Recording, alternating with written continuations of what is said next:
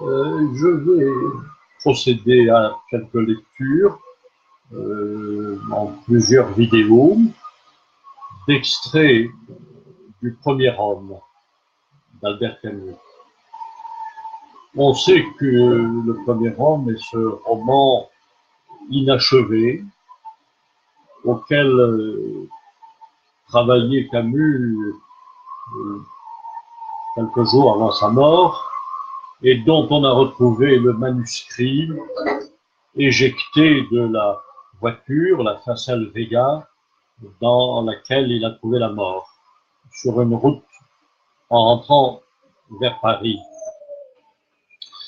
L'accident a eu lieu, on le sait, en 1960, mais ce n'est qu'en 84 que fut publié pour la première fois ce manuscrit. Cela tient à la décision de sa fille, Catherine Camus, qui était détentrice, et de la mère à l'époque, et de la femme de Camus, qui à l'époque était détentrice des droits, et qui ont jugé que c'était d'abord un travail inachevé, ce qui est vrai,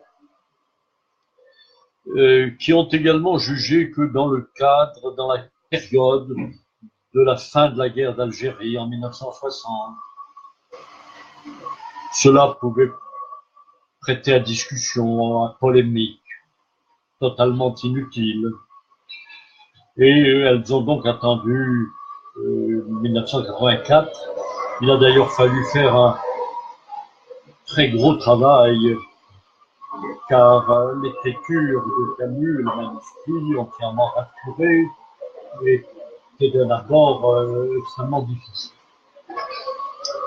On sait par ailleurs que ce travail, ce roman, Camus en avait eu l'idée dès les années 50, c'est-à-dire bien longtemps à l'avance, et qu'il souhaitait en faire d'une certaine manière le parachèvement de son œuvre, dont on sait qu'il y a un volet qui est l'absurde, dans lequel il y a à la fois des récits du théâtre, la révolte, même chose, et le dernier volet aurait été l'amour. Et c'est à ce roman qu'aurait donné cette vocation Albert Camus. On voit apparaître cette idée et quelques idées jetées dans ses carnets dès les années 50, je le disais, et j'ai pu le constater également en lisant récemment la correspondance avec Maria Casares, dans lequel il évoque ce futur roman qu'il appelle d'une manière un peu par dérision, mais qui dit beaucoup tout de même, son Guerre et paix. Quand ce roman inachevé est paru, il a eu un immense succès. Et on le comprend aisément, car la partie qui est publiée, la partie qui était donc rédigée, est déjà une partie qui à elle seule est une œuvre magnifique, émouvante par bien des égards, et où la part autobiographique, le rappel de sa vie, est extrêmement importante. Peut-être que le reste, ce qu'il aurait écrit par la suite, pour compléter ce roman, qui aurait été un très gros roman, aurait eu une part moins autobiographique. Nous ne le savons pas, nous ne le saurons jamais, mais ce que nous avons est déjà tout à fait magnifique. Et il y a dans le Premier Homme une foule d'éléments rappelant la vie du jeune homme pauvre qu'était Camus, des éléments particulièrement émouvants.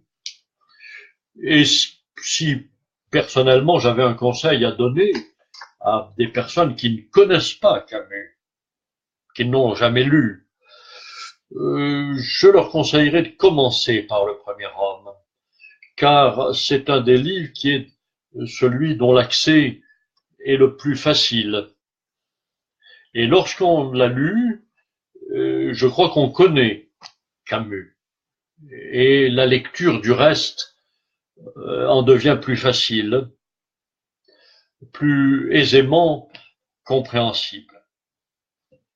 Voilà, alors je voudrais lire quelques extraits, je le ferai comme je l'ai dit dans plusieurs vidéos, et je vais commencer par un extrait particulièrement émouvant qui concerne le père de Camus. On sait que Camus est né en 1913, pas loin de l'ancienne ville de Bonn, à Nabat, à Dréan plus exactement. Son père était un métayer, s'occupait d'une petite exploitation qui appartenait à un grand marchand de vin, la société Ricom. Et c'est là que va naître Albert Camus. Et aussitôt sa naissance survenue, son père va être appelé à la guerre, va partir pour la France, un pays qu'il n'a jamais vu, qu'il ne connaît pas. Et très vite, en 1914, il va être blessé grièvement et il va mourir à l'hôpital de Saint-Brieuc. Il va être enterré là-bas, à Saint-Brieuc, loin de son Algérie natale, loin de sa famille.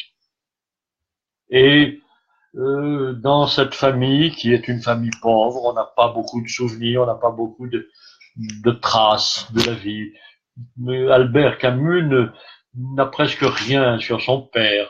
Sa mère en parle peu, elle n'a pas beaucoup de mémoire, elle s'exprime difficilement.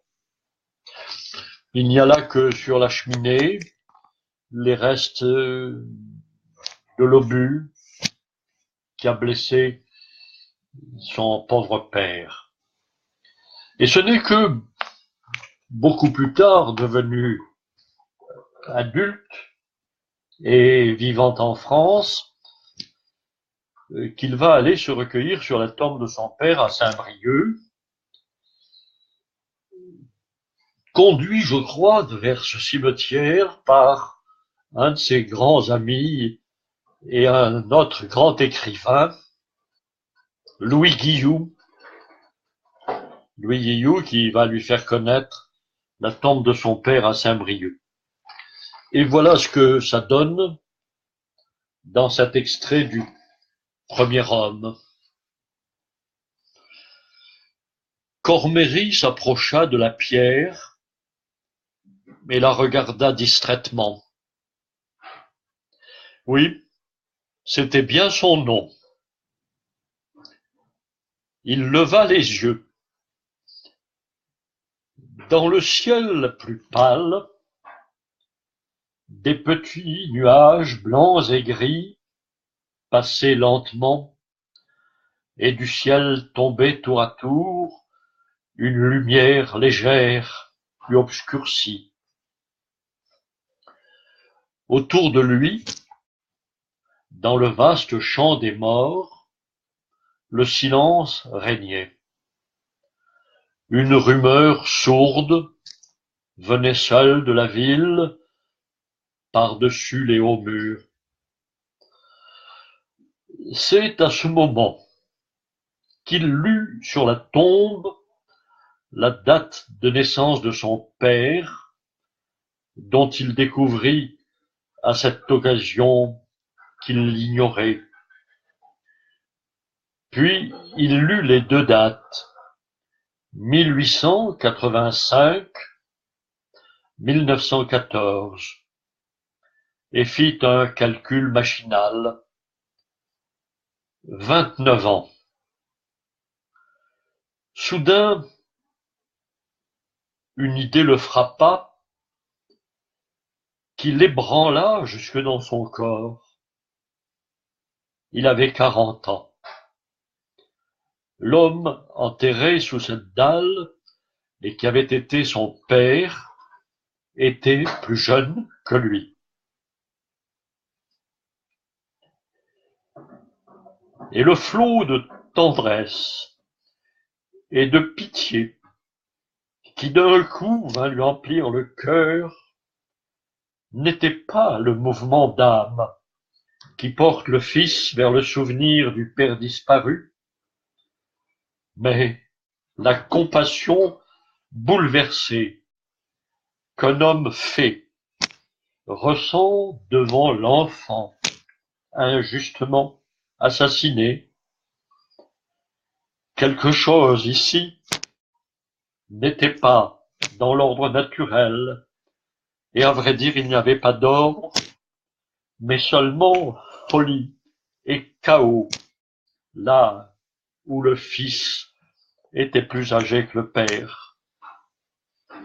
La suite du temps lui-même se fracassait autour de lui, immobile, entre ces tombes qu'il ne voyait plus, et les années cessaient de s'ordonner, suivant ce grand fleuve qui coule vers sa fin. Elle n'était plus que fracas, ressac et remous, où Jacques Cormery se débattait maintenant aux prises avec l'angoisse et la pitié. Il regardait les autres plaques du carré et reconnaissait aux dalles que ce sol était jonché d'enfants qui avaient été les pères d'hommes grisonnants qui croyaient vivre en ce moment, car lui-même croyait vivre. Il s'était édifié seul.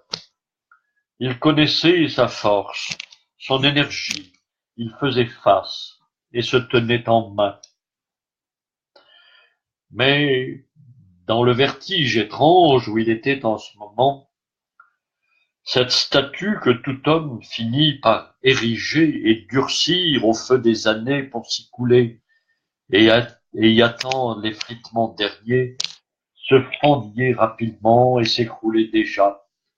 Il n'était plus que ce cœur angoissé, avide de vivre, révolté contre l'ordre mortel du monde qu'il avait accompagné durant 40 années et qui battait toujours avec la même force contre le mur qui le séparait du secret de toute vie, voulant aller plus loin, au-delà, et savoir avant de mourir, savoir enfin pour être, une seule fois, une seule seconde, mais à jamais.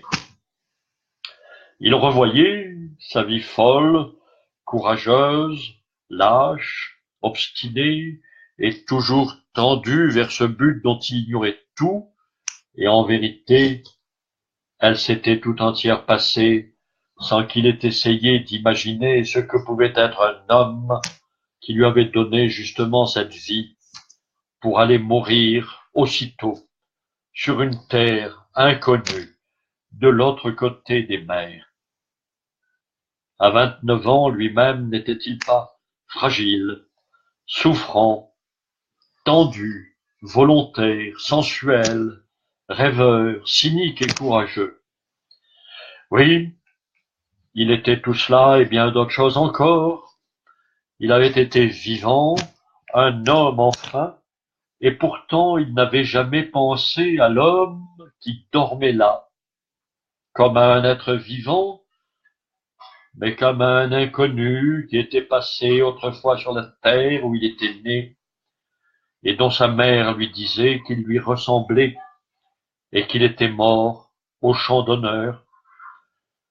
Pourtant, ce qu'il avait cherché avidement à savoir à travers les livres et les êtres, il lui semblait maintenant que ce secret avait partie liée avec ce mort, ce père cadet, avec ce qu'il avait été et ce qu'il était devenu, et que lui-même avait cherché bien loin, ce qui était près de lui, dans le temps et dans le sang.